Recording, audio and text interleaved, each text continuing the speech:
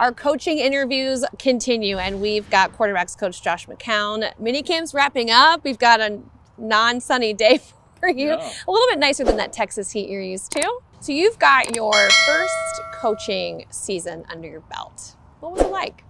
You know, to win 14 games and to be a part of this group and the staff, it was fun. It was special, and just I think more than anything, just thankful to Kevin and Wes and the guys, and then just the quarterback room. You know, getting to work with those guys. You know, through the draft process, getting JJ and then having Sam here, and Nick and Brett, and just it was just a great room. And adding Daniel at the end, it was fun. So great first full season, and look forward to many more. Yeah, 18 years in the NFL and obviously a successful high school and college career. So you've been around so many different coaching styles. How would you describe how you created your own and who you are as a coach? Pulling from so many different coaches, playing for so many different teams, I think was exposed to a lot of great coaches and ways to do it, and just things that I was like, you know what, I'm going to shy away from that. And more than anything, I think you have to be true to yourself and to how you're created and how you're wired, and then you have to demand from those guys that they do it the way that your coordinator, in our case your head coach and the play caller, the way they want it done. Seems like people really want to talk about McCarthy right about now. So I guess how would you describe the way that you have to communicate in that situation to JJ? Yeah, it's reminding myself always, and the older I get, it's harder to do, but what it feels like to be a young player, in this league, and all the things that he's processing. And, sometimes you take for granted working with different players, you take for granted something that they may know. And so that's an ongoing process. And so he is working tirelessly at it to absorb the information that we're giving him and turn it around in real time at the walkthroughs and on the grass in practice. And he's doing a really good job of that. And it's just maintaining that growth mindset for him every day. We're going to go out and we're going to do some things right, and then we're going to miss on some things.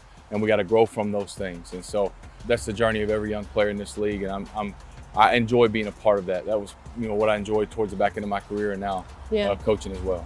Right.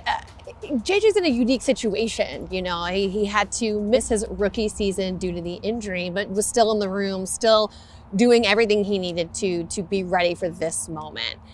What was it like watching that, and how confident are you in that development? I think it's great. Like if you were going to say, hey, you're going to have your first season in the NFL, but you're going to get to sit through a season first, you would say that person would be better off than just coming in cold from college. So there is an advantage to at least sitting and listening to information, but there's no substitute for being out there. And that's the hardest thing, is just some of the throws that, he might have got on scout team and different things. There's no substitute for that. And so you're always, helping him curate those pitches, from different angles and different things that he's got to work on. But at the same time, listening to the information, watching the process of, a couple of veterans in the room, I think is helpful, and has proven that so far this offseason as far as how he's gone about this, and we just got to keep going. Watching him out there, it's got to be fun. Like, how much fun do you have watching a young guy like that and kind of seeing what happened with you? Like, you saw the maturation, I guess you could say. Yeah, I think that's always the joy of coaching is to take whatever it is that you're meeting about and the coaching points that he's receiving, or even listening. Like if Kevin says something to him or Wes says something to him, and then watching that manifest on the field, and then the enjoyment from the player. I think that's why we're all in this thing. And so you have some of those moments. You want to have more of those moments, and as he grows, we will, and eliminate the other ones. But I think that's my favorite part. Yeah, I love that you.